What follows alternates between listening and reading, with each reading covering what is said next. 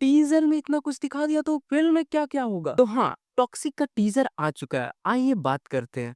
पहले हम लोग सिनॉप्सिस पे बात करते हैं कि ये स्टोरी 1940 से 1970 के बीच में सेट है और इस टाइम पे गोवा में अंडरवर्ल्ड, माफिया और सिंडिकेट का राज होता था, जिसमें अपना मेन प्रोटैगनिस्ट राया यानी कि यस, वो अपना एक एम्पायर खड़ा करना चाहते हैं और खड़ा करेंगे। उसके बाद उसे उस एम्पायर को बड़ा करना है और उस सिंडिकेट, माफिया और अंडरवर्ल्ड जो भी है उनसे लड़ना भी है। और हाँ, इसमें गवर्नमेंट भी इन्वॉल्व होगा क्योंकि 1947 के बाद देश आजाद हो गया, बट गोवा में कहीं ना कहीं सिंडिकेट का राज था। जब राया एम्पायर खड़ा कर लेगा तो उसे सिंडिकेट से नहीं, गवर्नमेंट से भी बचाना पड़ेगा क्योंकि गवर्नमेंट भी चुप नहीं रहेगा। ये था सिनॉप्सिस।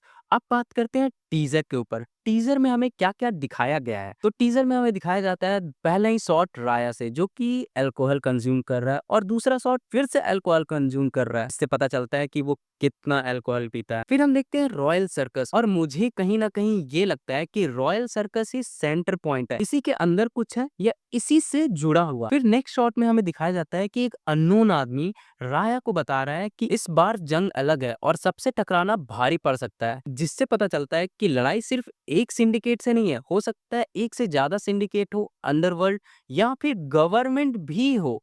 इसलिए वो उसे कह रहा है कि इस बार लड़ाई मुश्किल पड़ेगी। और फिर वो अननोन आदमी कहता है कि जीत छोड़ दो राया, इट्स ओवर। उसके बाद राया कहता है या इट्स ओवर, बट जब तक मैं ना बोलूं तब तक मैनर मेंटेन रखो। और फिर वो उसको मार देता है क्योंकि वो जो अननोन कैरेक्टर था वो इतना एरोगेंटली बात कर रहा था, ऊपर से अपना सिगरेट का या जो भी सिगार था उसका ऐश एस्ट्रे में नहीं गिरा रहा था, या गिरा रहा था बट बहुत एरोगेंटली गिरा रहा था, और उससे राया का दिमाग घिसका और उसने उसे मार दिया। और हाँ, एक चीज मैंने गौर किया कि राया जब चेयर पे बैठता है तो उसके पीछे जो उसके लोग हैं वो काफी डरे हुए हैं। ऐसा लग रहा है कि बैटल स्टार्ट हो गया है और राया को काफी नुकसान झेलना पड़ा है और हो सकता है उसने कोई करीबी को भी खो दिया हो। अब बात करते हैं टीजर के सेकेंड पार्ट में, जहाँ पे एंटेगनिस्ट को इंट्रोड्यूस किया गया है। हमें दिखाया जाता है एक यंग लड़का जो काफी वॉयलेंट है, वो किसी के सर के ऊपर पत्थर मार रहा है और फिर रिवील होता है कि वो लड़का कोई और नहीं, यश का बेटा है जो कि उसके जैसा ही दिखता है, एज इट इज फोटोकॉपी, बस उसका यंगर वर्जन। और हाँ,